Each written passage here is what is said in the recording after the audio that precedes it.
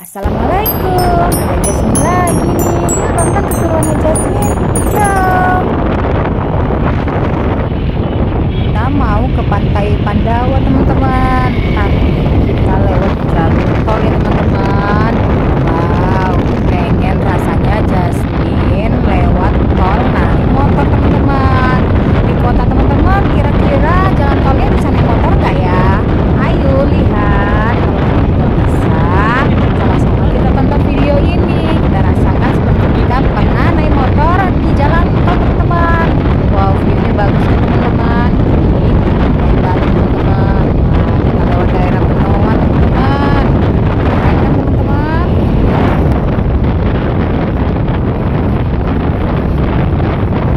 Dengar suara anginnya enggak tuh? Wow, kita ini harus pelan teman-teman. Tapi kalau kita yang mau pelan harus lewat jalur kiri ya teman-teman. Soalnya yang jalur kanan itu mendahului teman-teman. Tetap berhati-hati karena angin laut ini sangat kencang teman-teman. Bayar tolnya dulu teman-teman, pakai e-tol tentunya. Jadi kalau yang mau lewat jalan tol sebenarnya tolnya ya teman-teman.